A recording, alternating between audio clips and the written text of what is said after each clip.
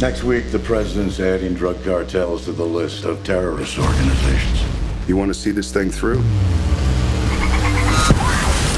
I'm gonna have to get dirty. Hi folks, I'm Ignatiy Vishnevetsky. And I'm Alex Dowd. Today we're talking about Sicario, Day of the Soldado. Welcome to Film Club. So I'm always reluctant to be the this is not the movie for our particular time guy. And I feel like I've already played that card this year with my writing about the Death Wish remake, which was, I think, pretty ill-timed in its own way. But I have to say that I kind of feel that way about the Sicario sequel as well. This is a film that begins with terrorists flooding over the border between Mexico and the US, and from there continues to stoke somewhat irrational fears about the danger of the US-Mexican border. Which is, I think, quite different from the fears that are stoked by the first Sicario, which I think is a terrific thriller. It's a film with a sense of moral despair and ambivalence underneath it, a very fluid narrative, and just an unrelenting tension. It's such a relentless film. And that film, it starts with these anxieties about the border, both literal borders and these kind of ethical borders as well. But then it gradually reveals this darkness underneath. Basically, get this idea that of the border is basically just a checkpoint on a big moral desert. And that's kind of the central image of the film.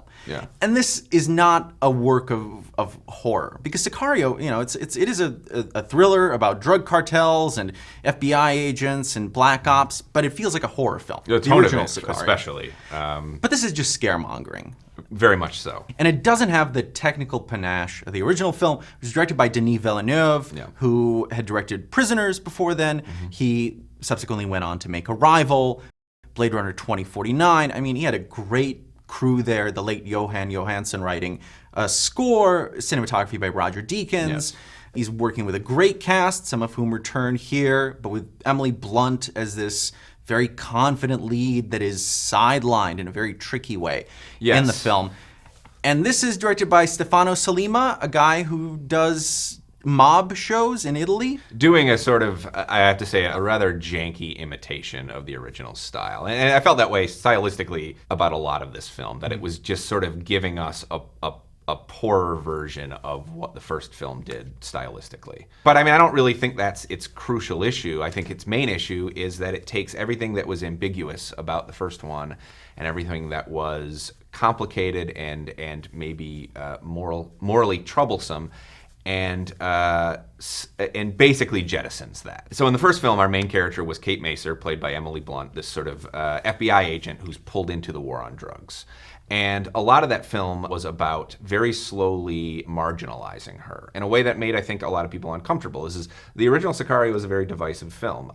I would argue, as some others have, that the movie was making a point about the futility of taking a moral stand in a system as corrupt as the one that Sicario depicts. It's interesting because it does kind of recoil in horror at both sides of the war on drugs without ever really drawing a moral equivalence. There is this idea that that they're just different forms of bad. It doesn't mean that it's the same thing. I mean, but we're confronted immediately in the original Sicario with the horror of the cartels, the violence they can commit. So that's the point where it starts, and then you gradually kind of realize this tension about the other side. Yes, and the other side is embodied by a couple of characters. One of them played by Josh Brolin, the other one played by Benicio del Toro. Alejandro is the del Toro character, and then Matt is Josh Brolin's character, this consultant, quote unquote, works for the CIA.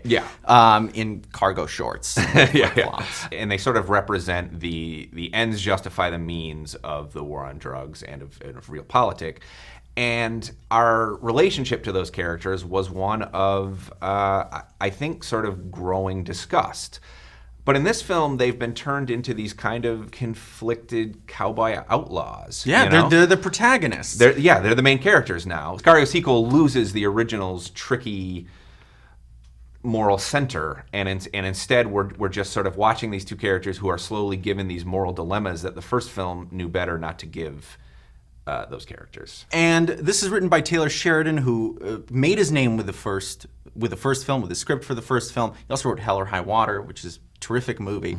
This is not a good script. This is, or from what from the evidence we have here. Now, obviously, Sicario is also kind of a tricky case because it's a very teachable film, much like Ocean's 11, in the sense that if you look at the script and compare it to the film, you realize how much a director can do simply by cutting particular things out. In Villeneuve's case, he cut out 90% of the Del Toro character's dialogue. Interesting. From the film, it has also removed a lot of character exposition. The original opening kind of made it a lot leaner, which I think gives it its thematic weight. Yeah.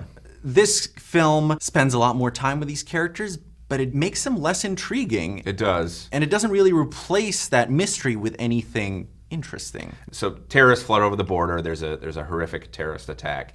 And that sort of gives them the leeway to wage this war on the cartels. And it sort of turns into this Yojimbo plot.